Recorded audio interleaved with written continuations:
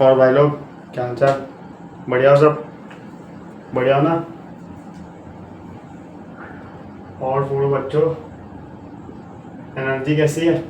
आइए ना एकदम। एनर्जी कम मत करना मेरे भाई, मज़ा नहीं आएगा फिर। ठीक है, आ जाओ। वीडियो पॉज कर लो, वीडियो पॉज करके क्वेश्चन ट्राई कर लो। आसान क्वेश्चन है, स्टेटमेंट में फंसा रहा है बस। ठीक है, स्टेटमेंट में फंसा रहा है तुम्हें, तो तुम्हें फंसना नहीं है। कर लो ट्राई। ठीक है, शुरू करते हैं। Equation of curve. स्टेटमेंट वाले क्वेश्चन में रफ डायग्राम जरूरी है, ये बात याद रखना। ठीक है, रफ डायग्राम डिफरेंशियल इक्वेशन में जब भी स्टेटमेंट वाला क्वेश्चन है तो रफ डायग्राम जरूरी है। रफ बनाना, ठीक है। पहले कोऑर्डिनेट एक्सिस बना लेते हैं रफ में। ठीक है, ओरिजिन का जिक्र होता हुआ दिख रहा होगा वो। आ जाओ, क्या बोला है? Equation of curve which is such that, यहां से चालू होती कहानी। Portion of x axis cut off between O and tangent at any point is proportional to square of ordinate of that point is, मतलब कर्व निकालना है। Statement यहाँ तक है, proportional to square of ordinate of that point। कहना क्या चाहता है ये? एक रफ सा कर्व बनाते हैं। ठीक है, मुझे नहीं पता कैसा होगा रफ कर्व है। कोई रैंडम पॉइंट लेते हैं। हमेशा याद रखना, रैंडम पॉइंट ऐसे लेना जिसमें कोई स्पेशल केस ना बने। ठीक है, स्पेशल केस मतलब ऐसा मत कर देना कि कोई ऐसी टेंजेंट हो, कोई ऐसा कर्व हो कि ओरिजिन से पास हो जाए। इतना स्पेशल केस नहीं ले सकते भाई, जनरल केस लेना होता है। ठीक है, ये मत करना।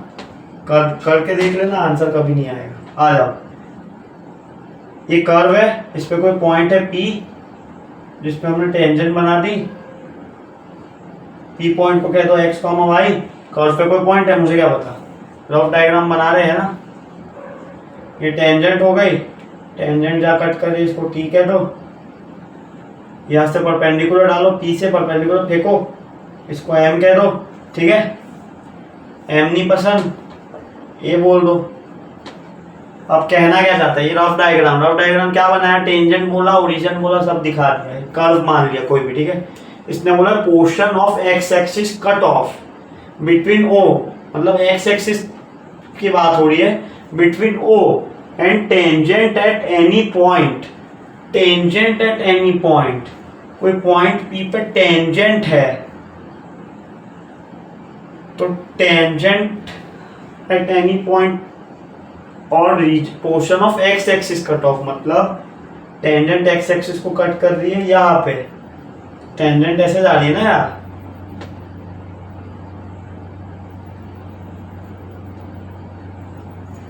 Tangent portion of x axis between O and tangent at any point is proportional to square of ordinate of that point. Ordinate होता है y एक्सिस, ये कहना चाह रहा है कि OT is proportional to y square. यहाँ से अब हमें डिफरेंशियल इक्वेशन पहले बनानी पड़ेगी, फिर हमें सॉल्व करनी पड़ेगी। तो ये क्वेश्चन टफ क्वेश्चन हो गया। ठीक है, एडवांस लेवल टच हो गया। ऐसे क्वेश्चन आ सकते हैं। देखो, टफ तो नहीं है, टफ है लेकिन डूएबल है। अभी हुआ नहीं है भाई, अभी तो इक्वेशन भी नहीं बनाई है। अभी तो हम सिर्फ ये कंक्लूजन पे पहुंचे हैं कि OT is proportional to y square. OT क्या है? Portion of x axis cut off between origin and tangent at any point on curve. ठीक है, अब OT प्रोपोर्शनलिटी हटा दो, कोई आर्बिट्ररी कांस्टेंट मान लो B। ठीक है,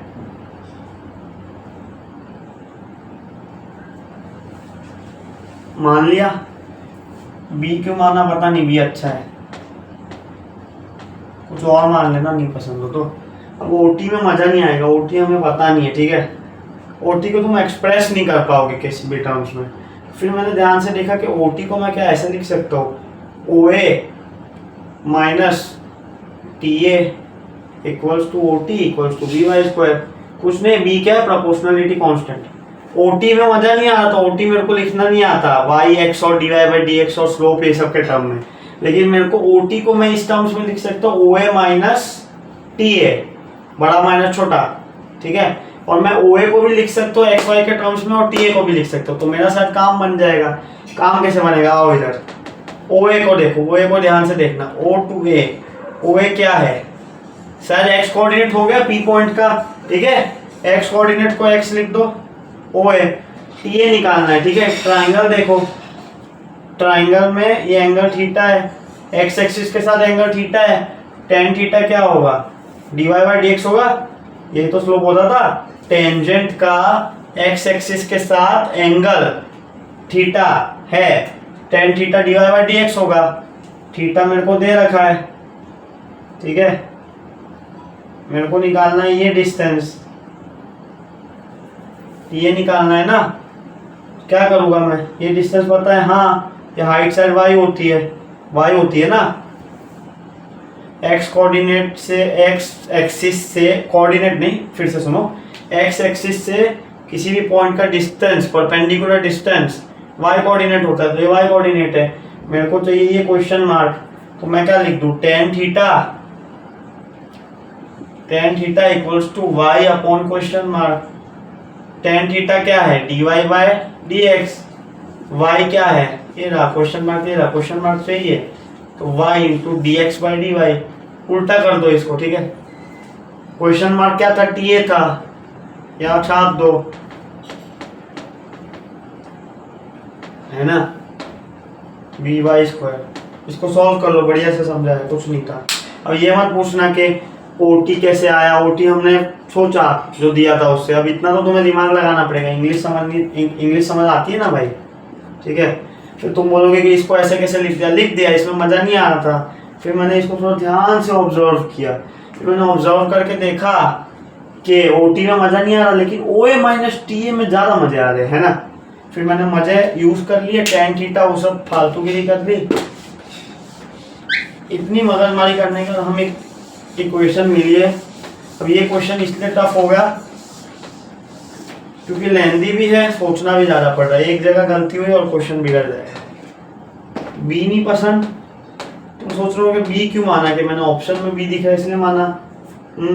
उसका भी आंसर है मेरे पास, बाद में बताता हूँ। अभी बी मत मानो, फिर तुम कंफ्यूज होते हो। सी मान लेते हैं, आ जाओ, बाहर में जाए, है ना। ऑप्शन से हमें क्या, हम तो पहले क्वेश्चन करेंगे। इसको सॉल्व कैसे करेंगे,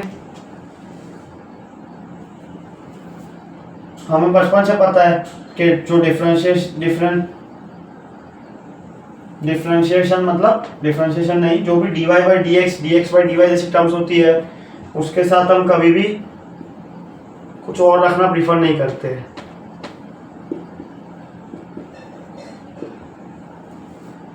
अभी भी कम मजे आ रहे हैं।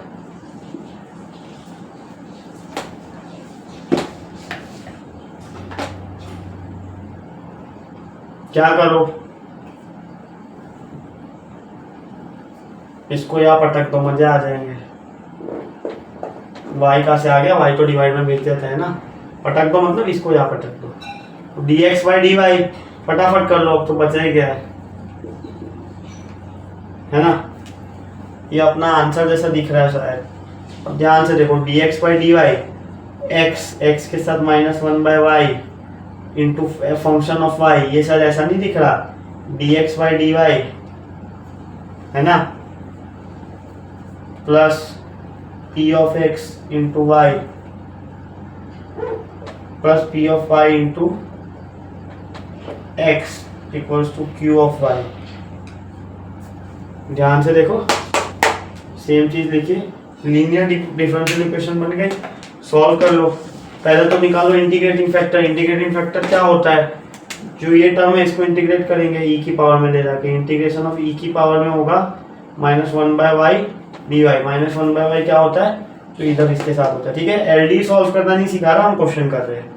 इंटीग्रेटिंग फैक्टर निकालते हैं, ये हो जाएगा e⁻⁻, -1/y का हो जाएगा l minus of ln y, ln के अंदर माइनस जाएगा तो 1/y बन जाएगा, ठीक है। इंटीग्रेशन तो हमने कर दिया, इंटीग्रेशन करके तो 1/y dy, ये पूरे जो -1/y dy को ln 1/y लिखा है, e⁻ में ln जाता है, ये ln कैंसिल होके जो ऊपर पावर है वो आ जाता है। प्रॉपर्टीज में याद नहीं कराने वाला है, ठीक है। 1/y मतलब इंटीग्रेटिंग फैक्टर आ चुका है 1/y। अब दोनों तरफ 1/5 से 1/y से मल्टीप्लाई कर दो। इंटीग्रेटिंग फैक्टर अपना आ गया था 1/y, 1/y से करो एक बार, तो यहाँ बन जाएगा dy of x into 1/y। क्या किया? dy of x into integrating factor. इसको खोल के ये आता है, ठीक है। अब ये कैसे आया, ये सब लीनियर डिफरेंशियल इक्वेशन पढ़ लेना, ठीक है। 1/y से मल्टीप्लाई करोगे इधर तो -c बचेगा। इंटीग्रेशन करना है तो dy को यहाँ भेज दो, नीचे कभी नहीं रहती d वाली चीज़ें इंटीग्रेशन में, है ना। d ऑफ डिस का इंटीग्रेशन हो जाएगा x/y -c, dy का इंटीग्रेशन y, एक नया कॉन्स्टेंट और आ जाएगा d। शायद यही आ रहा होगा,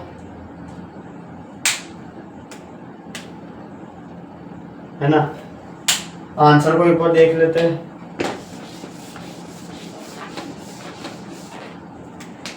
x इक्वल्स टू वाई को इधर भेज दो, y इंटू डी माइनस सी वाई। ऑप्शन देखो कोई मैच हो रहा है? अब ये मत बोलना कि ऑप्शन तो मैच ही नहीं हो रहा। ऑप्शन मैच हो रहा है, तुम कर रहे हो। कैसे? तुम बोलोगे कि ऑप्शन में तो ए और बी दिख रहे हैं, मैंने तो सी और डी लिख दिया। अरे वो तो आर्बिट्ररी कांस्टेंट है, कुछ भी मान लो। पागल वागल हो क्या? आ जाओ, नींद में हो तुम, वापिस आओ। कुछ नहीं, ऑप्शन देखो, एक ऑप्शन ही तो दिख रहा है इसके जैसा। डी की जगह ये आ गया, आर्बिट्ररी कांस्टेंट था, कर सकते हो। बी की जगह सी आ गया, या सी की जगह बी आ गया। आंसर अपना डी ऑप्शन आ चुका है, ठीक है। नहीं समझ आया तो ये भाई तुम्हें थोड़ा सोचने की जरूरत है, ठीक है। ये मैं अब समझाने नहीं बैठने वाला कि सी डी को ए बी कैसे करते हैं। अरे आर्बिट्ररी कांस्टेंट है, सी डी हो, ए बी हो, एम एन हो, एक्स एम एन हो, के एल हो, तुम्हारा क्या जा रहा है? आंसर अपना आ चुका है, ठीक है। तुम इसको डी माइनस सी वाई लिख लो, या फिर यहाँ पे एक आर्बिट्ररी कांस्टेंट माइनस यहाँ पे एक आर्बिट्ररी कांस्टेंट इंटू वाई।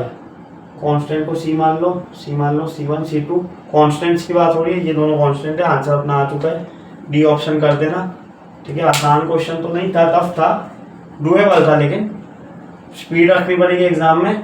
पर ऐसे क्वेश्चन फर्स्ट गो में मत करना, ठीक है, क्योंकि कोई भी गलती हुई तो तुम्हारा पूरा आंसर बिगड़ेगा। चलो फिर आज के लिए इतना ही है। सी ऑप्शन आंसर अपना आ चुका है। आंसर को बस एक बार इधर साइड में ले लेते हैं, ठीक है। सी ऑप्शन आंसर आ चुका है। कोई डाउट हो तो डीएम कर देना टेलीग्राम पर, ठीक है। कोई भी समस्या हो तो, है ना। मिलते हैं फिर, पढ़ते रहो कैलकुलस।